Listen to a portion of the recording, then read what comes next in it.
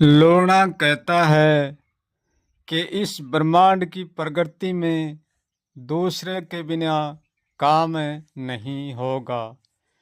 यदि काम करना है तो दूसरा जरूर बनाना पड़ेगा और दूसरा चाहिए।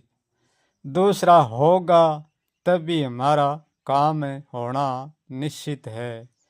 यदि दूसरा नहीं है तो हम कुछ भी नहीं कर पाएंगे और हमारा कोई भी काम नहीं होगा।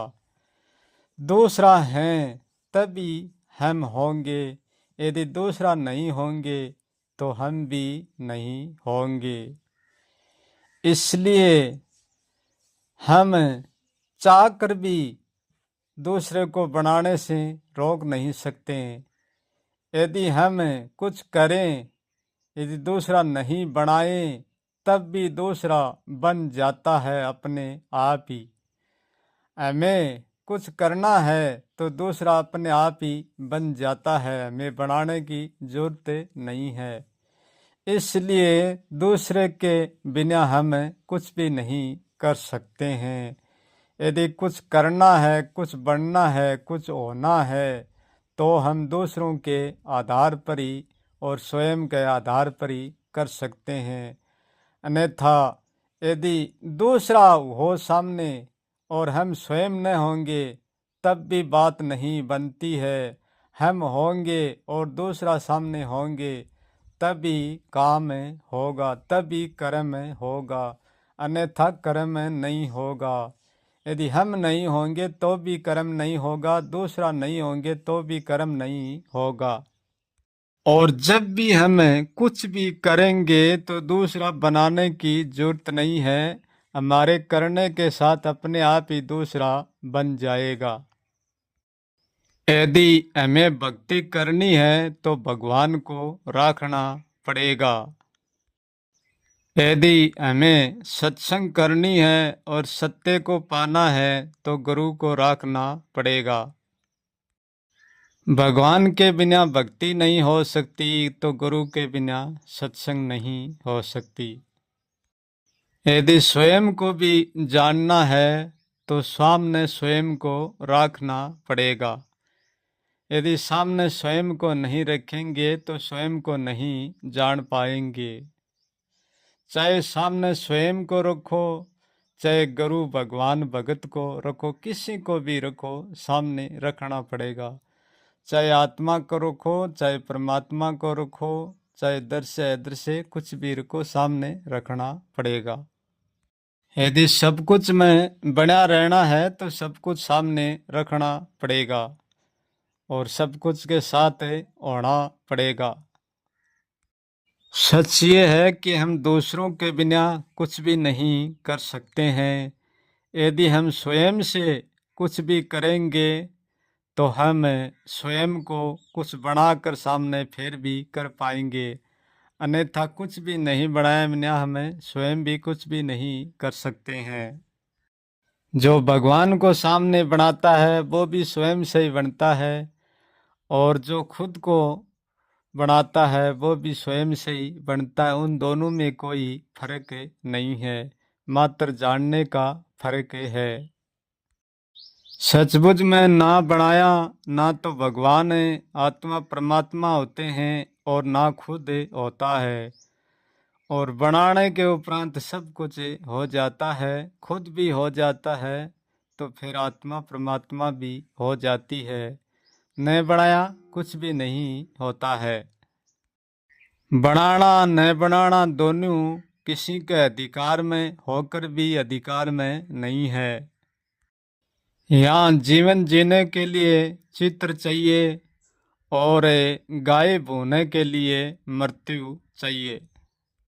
चित्र के बिना और गायब के बिना कोई भी जीवन नहीं जी सकता, यानी दृश्य अदृश्य के बिना कोई नहीं जी सकता। मृत्यु वो एक पहलू गायब होना है और चित्र ही है वो एक पहलू देख कर जीवन जीना है।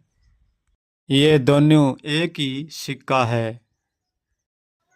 हम जब तक कुछ भी करते रहेंगे तो लूणा कहता है जब तक सब कुछ के साथ ही रहना पड़ेगा, सब कुछ से हम अलग कभी नहीं होंगे। ऐसा नहीं है कि सब कुछ से अलग नहीं होया जाता है, सब कुछ से अलग तो होया जाता है, पर कुछ भी करके अलग नहीं होया जाता है। यानी कुछ भी करके हम सब कुछ से अलग नहीं हो सकते हैं, क्योंकि हम कुछ करेंगे तो हम स्वयं भी प्रकट हो जाएंगे और दूसरा भी प्रकट हो जाएगा। दूसरा हमको नहीं मिटने देगा और हम उनको नहीं मरने देंगे। बस ये अमर कथा ऐसे ही चलती रहेगी, कभी समाप्त ना होने वाली कथा है ये जीवन कथा। अब प्रश्न ये उठता है कि ये सदा ही ऐसे रहने वाली है, तो फिर ही मुंह अलग कैसे हो सकते हैं? इसका अलग होने का कोई कारण नहीं है, कारण से अलग कभी नहीं होया जाता। लोणा कहता है सिर्फ अलग होने का यही मार्ग है, जो दूसरों से मिट जाता है वो फिर स्वयं से भी मिट जाता है। इन जीवन से अलग होने का कारण यही है मिटना, और मिटना कुछ से करके नहीं हो सकता। मिटने का अर्थ है कुछ भी नहीं करना। जहाँ कुछ भी नहीं, गुण और निर्गुण में दोनों में करना कुछ भी नहीं होता है, वहाँ मिटने का मार्ग होता है। क्योंकि मिटने में हम भगवान से भी मिट जाते हैं और भक्ति से भी मिट जाते हैं, स्वयं से भी मिट जाते हैं और दूसरों से भी मिट जाते हैं। क्योंकि मिटने के लिए कुछ भी करना नहीं पड़ता है, करने का जो न करना है वो भी नहीं न करना पड़ता है। क्योंकि करने का दूसरा पहलू न करना है, वो भी मिटने वालों को नहीं करना पड़ता है। इसका ये अर्थ है कि मिटने वालों को मिटने का भी कर्म नहीं करना पड़ता है, वो भी नहीं करना होगा। यदि मिटने का भी हम प्रयास करेंगे तो वो प्रयास ही होगा, वो भी कर्म ही होगा। यदि मिटने के बारे में हम जानने का कर्म करेंगे तब भी हम मिट नहीं पाएंगे, वो भी कर्म होगा, वो भी करना होगा। लूणा कहता है मिटने के बारे में चाह कर ना तो कुछ करना होता है और ना चाह कर कुछ जानना होता है, फिर जो होता है वो मिटा हुआ ही होता है। जो कुछ भी नहीं करता है वो हमेशा से मिटा हुआ ही होता है। जो कुछ भी नहीं होता है वो मिटा हुआ होता है। होता तो है परंतु उनमें होने जैसा और न होने जैसा कुछ भी नहीं होता है। इस कर्म से व्यक्ति मानने से और न मानने से अलग होता है, जानने से न जानने से अलग होता है। जो कुछ भी नहीं जानता उसके बारे में, इस कर्म के बारे में कुछ भी नहीं जानता है, करके उसको कुछ भी नहीं जानता है, कुछ भी नहीं मानता है, वो व्यक्ति सदा से मिटा हुआ ही होता है। लोणा कहता है मैंने आज तक कुछ भी नहीं किया, मैं करने के लिए कभी हुआ ही नहीं और होऊंगा भी नहीं।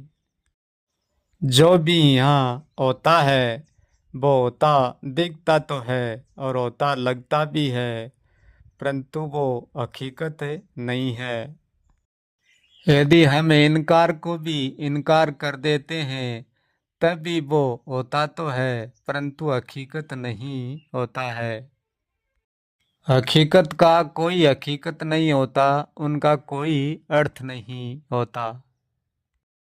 एक कथ है, एक कथ है, एक हकीकत है। कथ सदा ही होता है और हकीकत कभी भी नहीं होता है। हमारी समझो हमारी रमजो कभी हकीकत नहीं हो सकती। हकीकत है बा ना रमजो और ना समझो। अंततः मैं यही कहूँगा कि कुछ भी नहीं है।